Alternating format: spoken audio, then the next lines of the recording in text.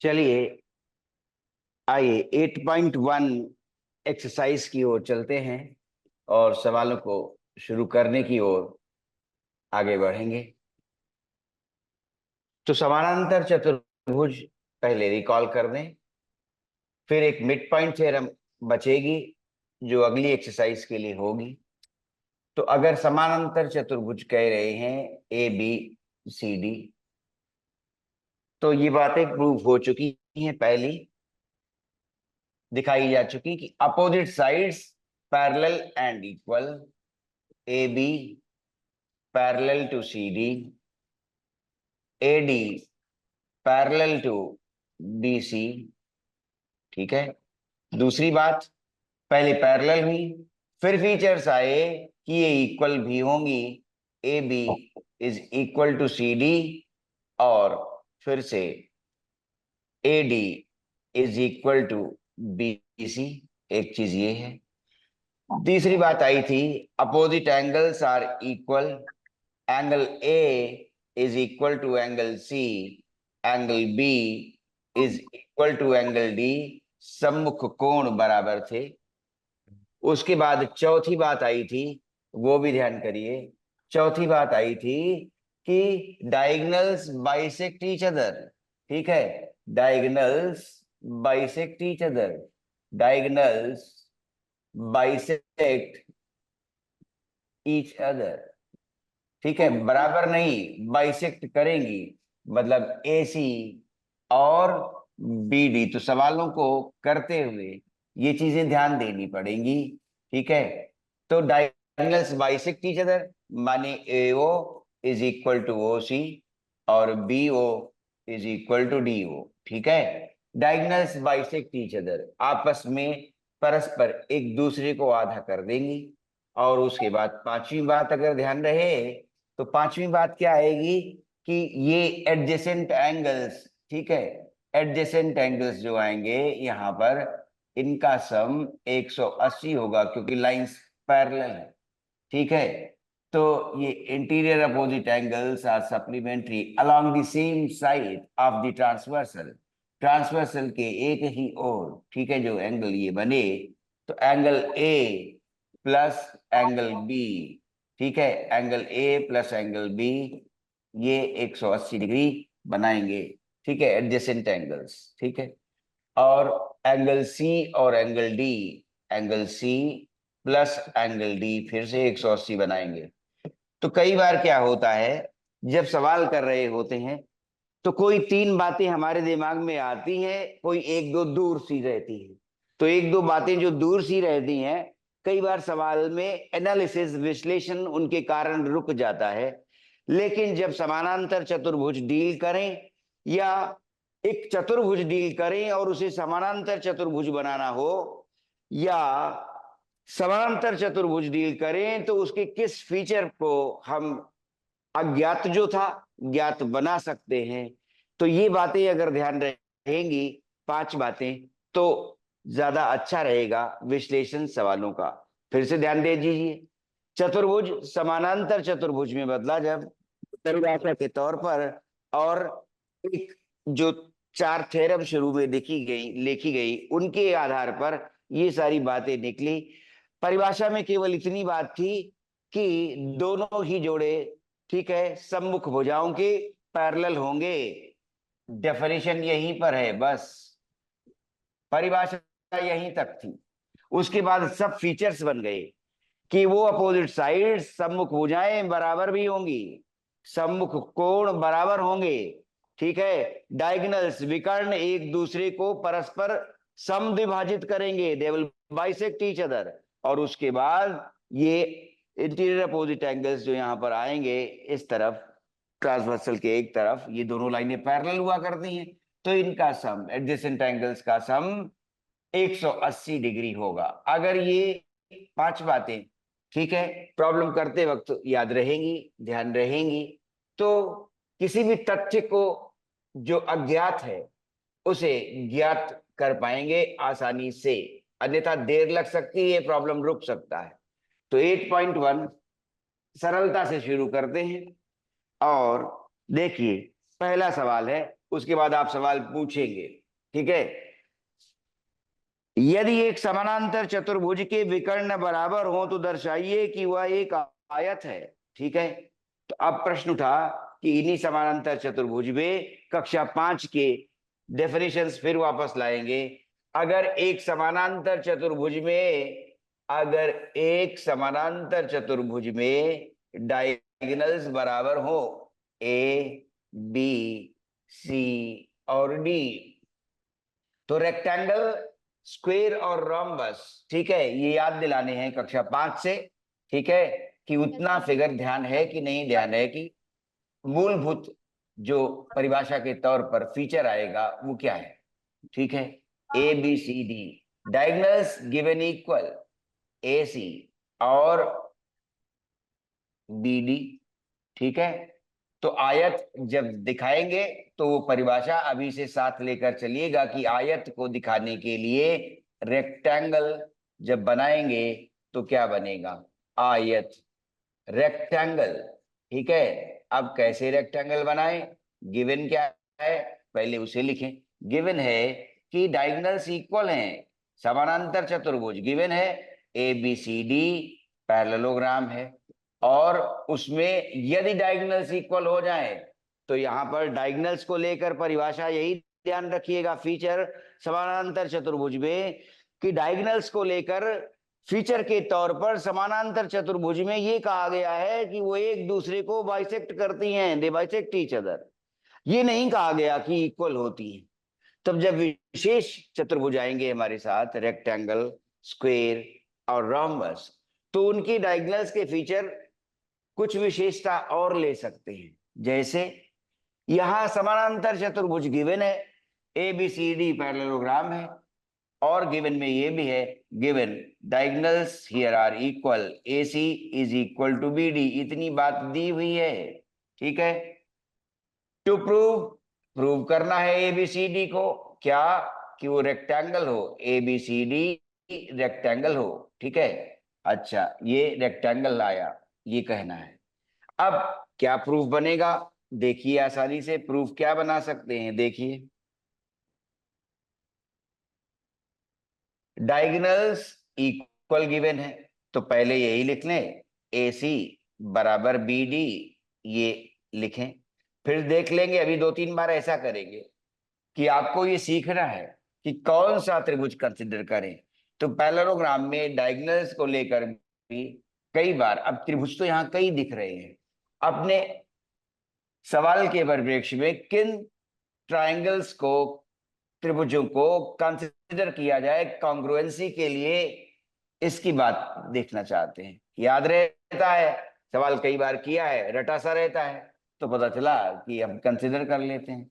लेकिन कई विद्यार्थी जो फंक्शनल माइंड के लेवल पर काम करते हैं, तो अगर उन्होंने पहले से नहीं किया है तो उन्हें सोचना पड़ता है कौन से ट्रायंगल्स कंसिडर करें, तो कई बार पहले लिखना पड़ता है।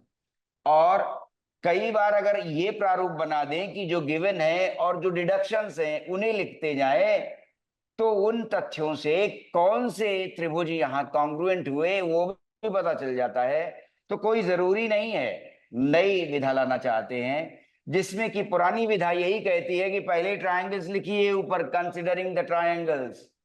तो प्रश्न ये उठा कि वो ट्रायंगल उसे कैसे पता चले पहले से, ठीक है। इसलिए इस बात से दूर भी हटना चाहते हैं, दोनों ही विधियों का समावेश करना चाहते हैं सॉल्यूशन में, कि कभी आप ट्रायंगल कंसीडर करते हुए पहले ही लिख सकते हैं, और कभी आप तथ्यों को देखते हुए नीचे जो निष्कर्ष निकलेगा उस तरह से आप त्रिभुजों को कॉन्ग्रुएंट, सर्वांग सम कह सकेंगे। तो आइए, ए सी बराबर बी डी ये गिवन था, बी सी बराबर बी सी, बी सी बराबर बी सी, देखो ऐसा लग रहा है ना, अब कौन सा, ठीक है। उसके बाद ए बी बराबर सी डी, क्यों, ए बी बराबर सी डी कैसे है, ए बी बराबर सी डी है opposite sides of a parallelogram, देखो पांचों बातें, इसीलिए कह रहे हैं कि कोई 5 बातों में से जरूरी बात अगर समानांतर चतुर्भुज की याद आ जाएगी, क्लिक करेगी, तो हम सॉल्यूशन की ओर धीरे धीरे आगे बढ़ते जाएंगे। तो आइए, एसी, एसी बराबर बी डी, ये भुजा मिल रही है एसी, किसकी? एबीसी की। और भुजा बीडी मिल रही है बीसीडी की। ठीक है, दोनों ही त्रिभुज एबीसी और बीसीडी हम देख रहे हैं एक ही बेस आधार पर खड़े हैं। बीसी बेस है, कॉमन बेस। देखो, एबीसी का और बीसीडी का कॉमन बेस है बीसी। ठीक है, अच्छा, फिर AB और CD भी बराबर हुए। क्यों AB और CD बराबर हुए? समानांतर चतुर्भुज, अपोजिट साइड्स आर इक्वल, ये निकाला गया था। ठीक है, तो अपोजिट साइड्स इक्वल हैं। अब साफ देखा कि ये तीनों भुजाएं हम देख सकते हैं किन त्रिभुजों में हमें प्राप्त हो रही है। देखिए, AB is equal to CD, AC is equal to BD और BC। तो साफ पता चला, अब हम ये जो नई विधा ला रहे हैं उसमें कि अब आप ट्रायंगल्स के नाम लिख सकते हैं। ठीक है, पूरी तरह से सुगठित है क्या? विश्लेषण। लेकिन कई बार ये आदत सी बन गई है और इसीलिए आधा समाज विद्यार्थियों का रेखा गणित से चतुर्भुज आते हुए पाठ घबराने लग जाता है। क्यों? हमें कैसे पता कि पहले कौन से त्रिभुज कंसिडर करें? तो धीरे धीरे सीखिए, ये सरल बनाएगा चिंतन को रेखा गणित में। नहीं तो फिर वो फार्मूले वाली गणित बहुत अच्छी थी, ज्योमेट्री हमें खराब लगती है। समस्या क्या हुई, हमने किस तरह से ज्योमेट्री को उठाया है रेखा गणित को, यहां दिक्कत आती है। विद्यार्थी ने किस तरह से उसे पकड़ना शुरू किया, इसके कारण उसके सामने ये समस्या आती है कि रेखा गणित कठिन लगती है। लेकिन मैं ये रिलैक्स कर रहा हूं आपको कि पहले से ट्रायंगल लिखें या ना लिखें, आप जो तथ्य अवगत हो रहे हैं, आपको जो मिल रहे हैं, उन्हें लिखिए। उन्हें लिख लिया, अब देखिए जरा कि इन तीन तथ्यों से कौन से त्रिभुज सामने आ रहे हैं। साफ पता चलता है ABC and BCD, hence triangle ABC, triangle ABC। ठीक है, ABC कॉन्ग्रुएंट टू ट्रायंगल। ठीक है, DCB, ट्रायंगल कॉन्ग्रुएंट कर लिया DCB से, ट्रायंगल DCB कॉन्ग्रुएंट कर लिया। जब इनको कॉन्ग्रुएंट कर लिया तो रेक्टेंगल बनाना था, तो कॉन्ग्रुएंसी से CPCT आया, सर्वांग सम त्रिभुजों के संगत भाग CPCT। ठीक है, क्या कहेगा? अब आए तो एंगल बी और एंगल सी बराबर कह सकते हैं। क्यों? सर्वांग सम त्रिभुजों के संगत भाग बराबर होते हैं, तो एंगल बी और एंगल सी बराबर कह देंगे। Angle B plus angle C बराबर कह देंगे। ठीक है, angle B is equal to angle C. अब फिर देखें समानांतर चतुर्भुज की विशेषताओं में क्या, कि सम्मुख कोण बराबर हुआ करते हैं। A is equal to C, ये लिखा गया, और B is equal to D। साथ ही ये लिखा गया है कि एडजेसेंट एंगल सप्लीमेंट्री होते हैं। A और B 180, C और D हम कह सकते हैं 180, A और D भी कह सकते हैं 180। ठीक है, क्योंकि लाइंस पैरेलल है ये वाली भी। ठीक है, हम कह सकते हैं B और C भी 180, इस तरह से। ठीक है, तो अब आइए, angle B is equal to angle C है, लेकिन ये याद रखें, हम लिखेंगे बट क्या, angle B plus angle C, angle B plus angle C 180 degree हुआ। एडजेसेंट एंगल्स 180 डिग्री, जब 180 और B is equal to C, CPCT से पहले लिख चुके, B is equal to C, तो जब B और C बराबर है और दोनों का योग 180 डिग्री है, तो फिर इसका मतलब एंगल B या ट्वाइस एंगल B, ठीक है, या twice angle C is equal to 180 degree. माने एंगल B और एंगल C ये 90 डिग्री हो गया। एक भी एंगल, यदि हम किसी समानांतर चतुर्भुज में एक भी एंगल अगर हम 90 डिग्री कहते हैं तो ये पर्याप्त हो जाता है कि वो रेक्टेंगल बन गया। अपने इंडियन कॉन्टेक्स्ट में ये बात विद्यार्थियों के साथ प्राय विसंगति उनके सॉल्यूशन में देखी जाती है कि वो सारे एंगल्स 90 डिग्री, रेक्टेंगल माने सारे एंगल्स 90 डिग्री। पहले तो पैरेललोग्राम एक ऐसा पैरेललोग्राम समानांतर चतुर्भुज जिसका एक भी एंगल 90 डिग्री है तो आयत कहलाता है। क्यों? जब एक एंगल 90 डिग्री हो जाएगा तो सारे एंगल 90 होंगे। देखो जरा ध्यान से, पाठ पूरा लेसन ले रहा है यहां पर। क्या? बी एक एंगल 90 हो गया तो सामने वाला तो बराबर होता है, 90 हो गया। जब ये 90 हो गया तो इन दोनों का सम तो 180 होता है, तो ये भी 90 हो गया। जब ये 90 हो गया तो उसके सामने वाला भी 90 हो गया। तो ये पर्याप्त है क्या? किसी समानांतर चतुर्भुज में यदि एक एंगल 90 डिग्री बनता है तो आयत बन जाएगा। ठीक है? क्यों? एक के 90 होने से चारों 90 हो जाते हैं। एक के 90 होने से चारों 90 डिग्री के बन जाते हैं, और समानांतर चतुर्भुज जो तिरछी भुजाएं लिए था वो सीधी भुजाओं में परिवर्तित हो जाता है और वो आयत बन जाता है। Hence ABCD is a rectangle. ABCD is a rectangle. वो रेक्टेंगल हो गया। तो रेक्टेंगल के लिए भी पूरी परिभाषा आ गई। अब पूरी प्रश्नावली में रेक्टेंगल जहां भी आएगा तो आसान लगेगा। क्यों? बात ध्यान ये रखनी है कि समानांतर चतुर्भुज में यदि एक भी कोण 90 डिग्री का बन जाएगा तो सारे ही कोण 90 डिग्री के हो जाते हैं। क्यों? सम्मुख कोण समानांतर चतुर्भुज में बराबर हुआ करते हैं, और एडजेसेंट एंगल्स जो आसन्न कोण आ रहे हैं उनका समयोग 180 डिग्री होता है। इसलिए सभी कोण 90 डिग्री के हो जाते हैं। अंततः ये भुजाएं जो तिरछी दिखती हैं सीधी हो जाती हैं और ये रेक्टेंगल में परिवर्तित हो जाता है।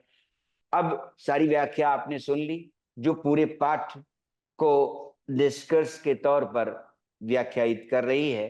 ठीक है?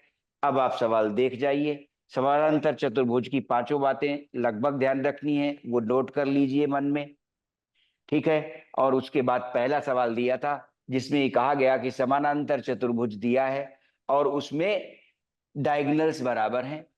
अगर डायगोनल्स बराबर हैं तो क्या ये रेक्टेंगल होगा? प्रूव किया जा सकेगा। तो यही कहा गया था, दर्शाइए कि यदि विकर्ण बराबर लेंथ के हों, विकर्ण बराबर हों, AC और BD बराबर हों, तो ये दर्शाइए कि ये आयत बनेगा। तो ये देख भी लिया कि ये आयत बनता है। अब इस सवाल के तथ्य को किसी अन्य सवाल में भी प्रयोग में लाया जा सकता है, जैसे कि अगर डायगोनल्स बराबर होंगी पैरेललोग्राम में तो हम उसे रेक्टेंगल मान लेंगे।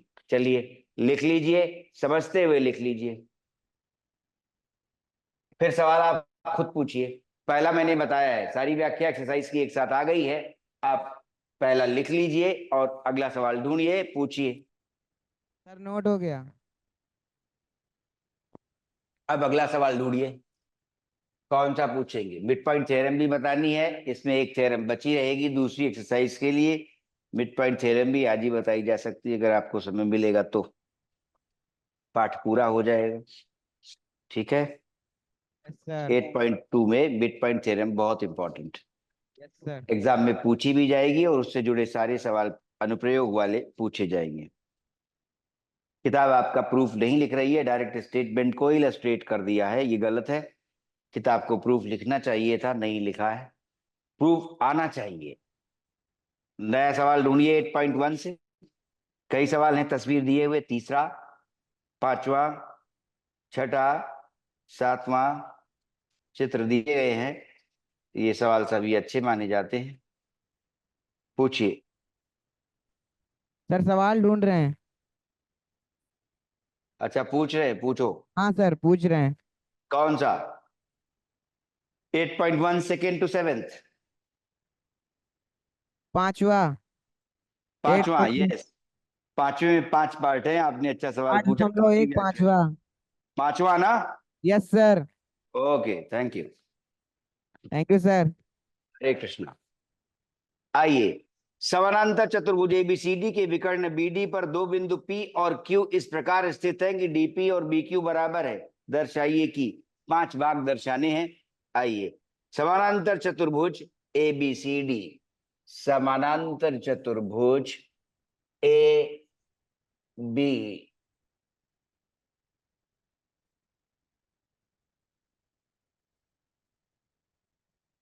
ए बी, 5 भाग है। ध्यान से देखिएगा, पहले समझिएगा, तुरंत लिखने मत लग जाइएगा। समानांतर चतुर्भुज सर एबीसीडी के विकर्ण बीडी पर दो बिंदु पी और क्यू इस प्रकार हैं। विकर्ण बीडी पर दो बिंदु पी और क्यू इस प्रकार हैं कि डीपी और बी क्यू बराबर हैं। डीपी ये पी है और ये क्यू है, ठीक है, ये बराबर है।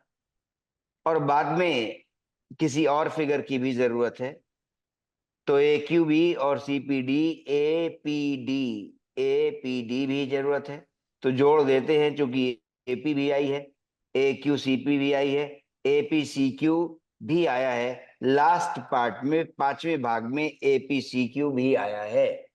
तो ए पी सी क्यू भी अभी से ड्रॉ कर दें। ए पी सी क्यू भी आया है, एक सीपी और ए क्यू और CP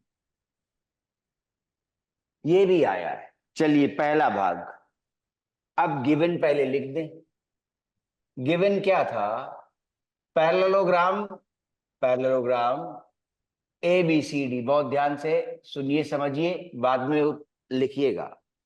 parallelogram A B C D, first part. Second part था इसमें, गिवन है जो DP is equal to B Q and DP is equal to B Q, ये भी गिवन है। चलिए, पहला भाग, ठीक है, टू प्रूव। Yes sir. पहला भाग ला रहे हैं, ठीक है। पहले भाग में कहा है triangle APD, triangle APD is congruent to triangle CQB, CQB। पहले क्या करते हैं, APD उसी को लोकेट कर लेते हैं, ए पी और डी, ठीक है। APD ये वाला और CQB, CQB ये वाला, ठीक है। आइए, हल्का सा चिन्हित कर लिया कि एपीडी और सीक्यूबी बनाने हैं, ठीक है। तो देखिए जरा, एपीक्यू में, एपीडी में और सीक्यूबी में ये एडी बराबर क्या क्या लिखेंगे? एडी बराबर बीसी है ना, साफ दिख रहा है। दोनों ही त्रिभुजों में, एपीडी में और सीबी क्यू में, सी क्यू बी में, ये बीसी बराबर एडी है। क्यों? Opposite sides of parallelogram, opposite sides, ठीक है, opposite sides of a parallelogram ABCD लिख दीजिए या जनरलाइज रखिए, AD is equal to BC. अब इन्होंने एक चीज और कही थी, उसे देखा जाए। ये कहा था DP is equal to B Q, भी कहा है, उसी में मिल रहा है। DP is equal to B Q, ये भी लिख लें, दो साइड्स इक्वल दिख गई, ठीक है। अब एंगल अगर बीच का दिखेगा तो अच्छा रहेगा, ठीक है, तो एस ए एस बन जाएगा। DP is equal to B Q, ये गिवन है, गिवन में लिखिए, ठीक है। अब आइए और देखें, कुछ और हो सकता है। तो ये साइड और ये साइड बराबर हो गई।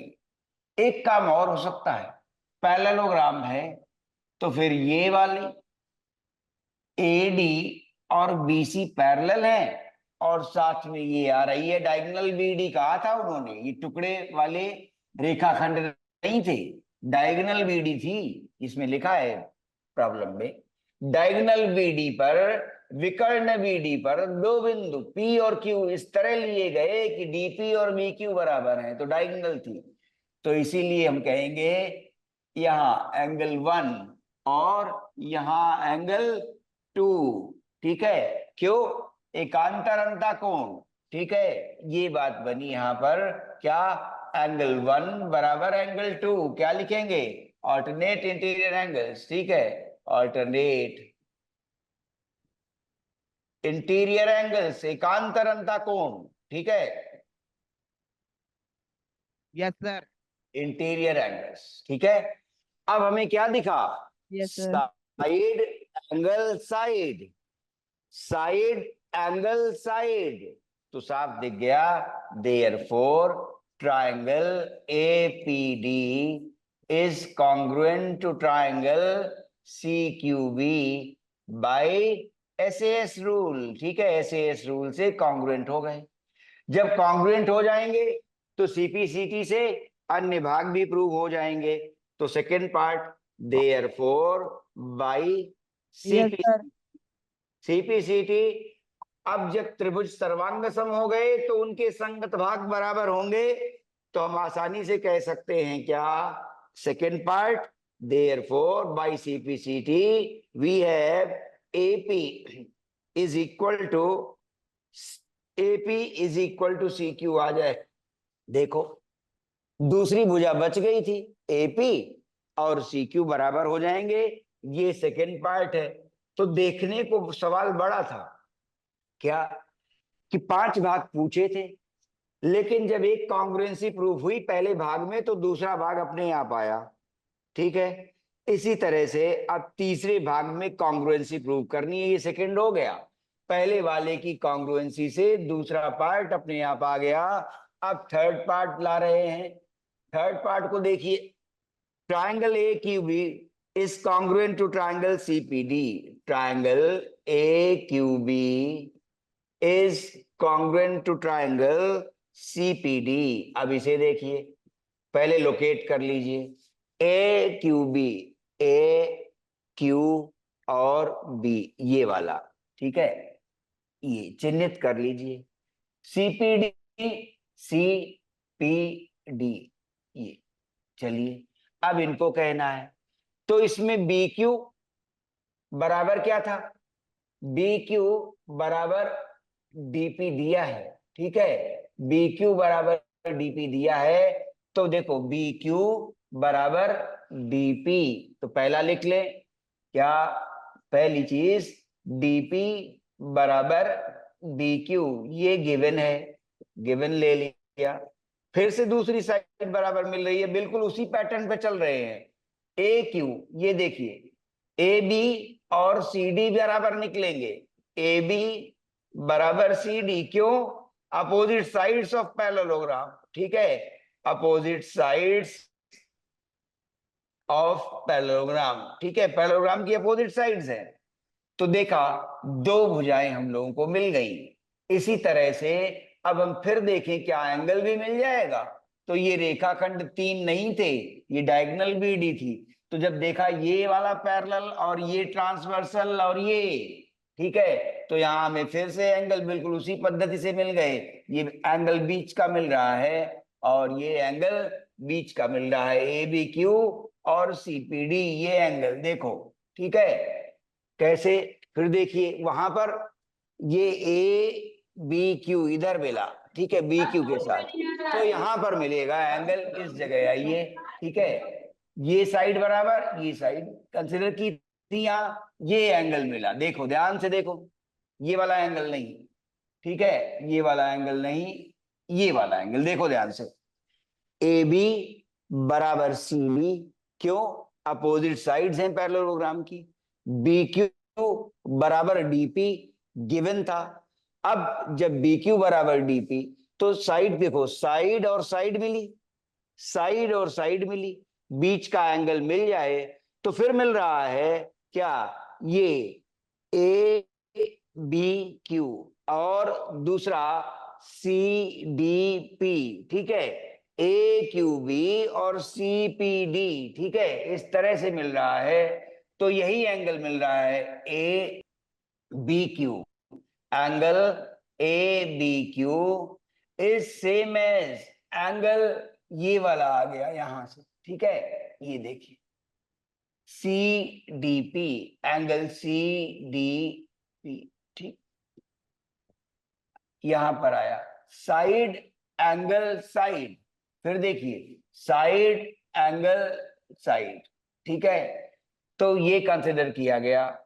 अब क्या हुआ, साइड एंगल साइड ये मिल गया, therefore triangle A Q B is congruent to triangle C P D by S A S. और ये कौन से लिखे, फिर से एकांतर अंतः कोण देखिए, ये जा रही है और फिर ये आ रही है, ए बी और सी डी पैरेलल है, बी डी ट्रांसवर्सल है, तो एंगल जो यहां बना, ठीक है, ए बी और बी डी के साथ क्यू बना, और उसी तरह से सी डी और बी के साथ यहां एंगल डी बना, ठीक है।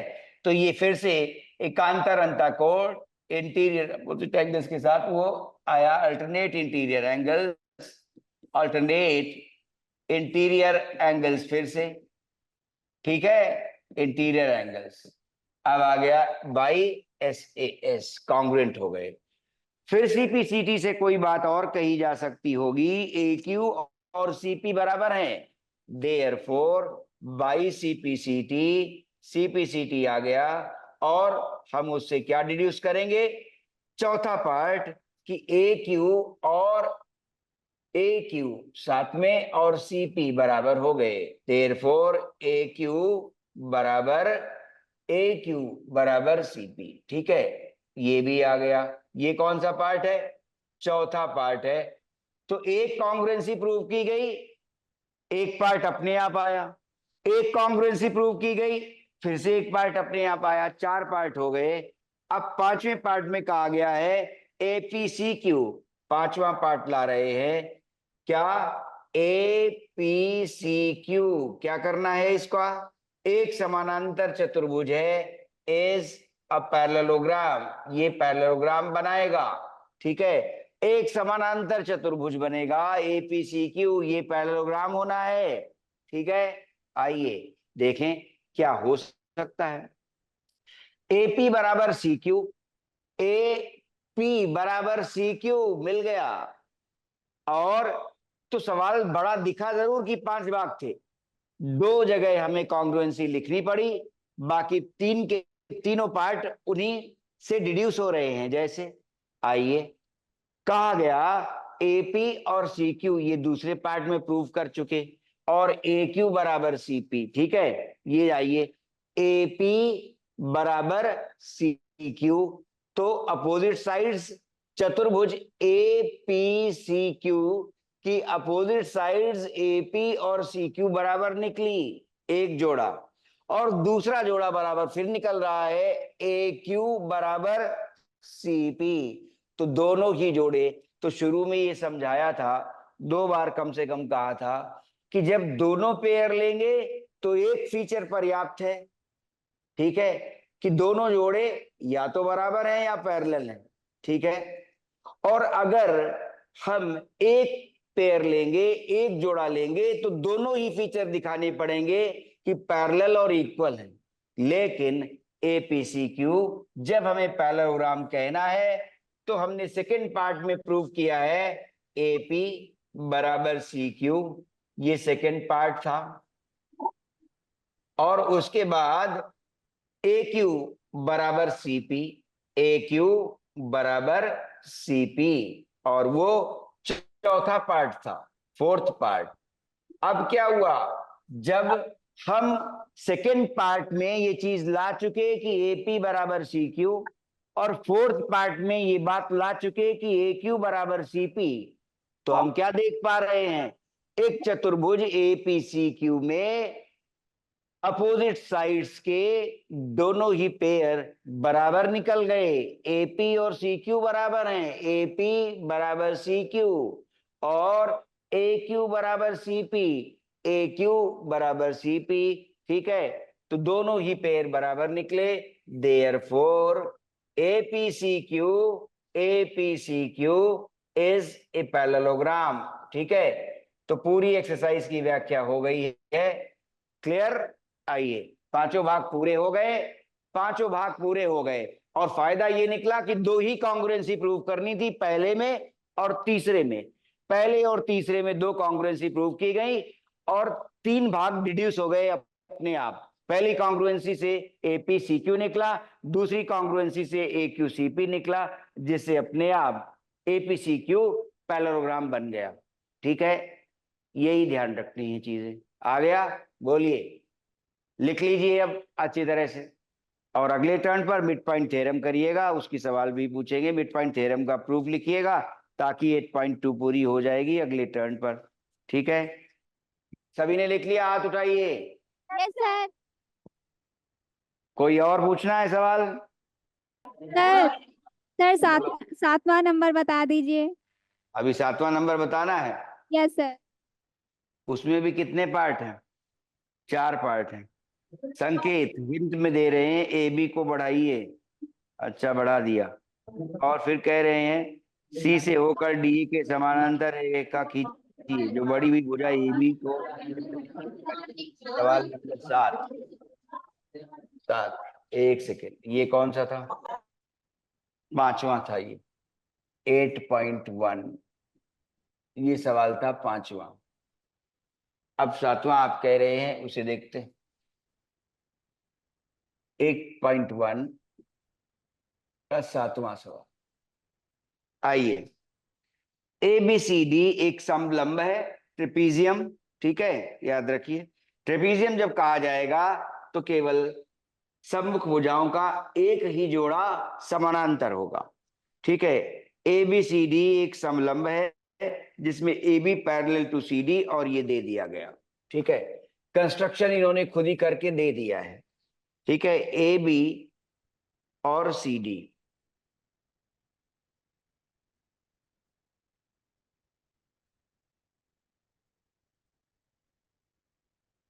ए बी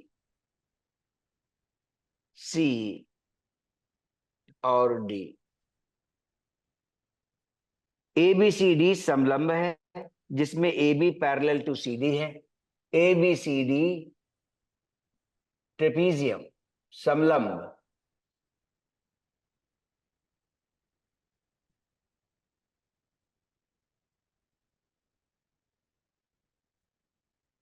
जिसमें कि A B parallel to C D, और ट्रेपीजियम की परिभाषा ही यही है कि एक सम्मुख भुजाओं का जोड़ा समानांतर आ जाएगा। ये दे दिया, और साथ में एक बात और दी गई है, लेकिन ये परिभाषा में केवल इतनी ही आती है, बात याद रखिएगा। ये स्पेशल ट्रेपीजियम बनाया उन्होंने, ट्रेपीजियम की परिभाषा में इतना ही पर्याप्त है। A B parallel to C D, A B और सी डी बराबर। जो आगे बात दी जा रही है, आप कहीं प्रयोग में नहीं लाएंगे इस बात को कि आप जो दूसरा जोड़ा है उसे बराबर कहें। समलंब की ये परिभाषा नहीं है। इस सवाल में ऐसा दिया गया है क्या कि जो नॉन पैरेलल साइड्स हैं, A D equal to B C, ये गिवन था, A D is equal to B C. तो इस पूरे तथ्य को पहला और दूसरा मिलाकर समलंब नहीं देखिएगा, केवल इतना ही समलंब है। ये विशेष बात सवाल में दी गई है, एडी बराबर बीसी दिया गया है। ठीक है, ये गिवन था, एडी बराबर बीसी। अब एक भाग तो कर ही सकते हैं कम से कम, लेकिन इन्होंने आगे संकेत दिया है, हिंट भी कर रहे हैं, ए बी को बढ़ाइए, बढ़ा दिया। ए बी को बढ़ाइए, बढ़ा दिया। और सी से होकर डीए के समानांतर, सी से होकर डीए के समानांतर इसके पैरेलल ले जाना है।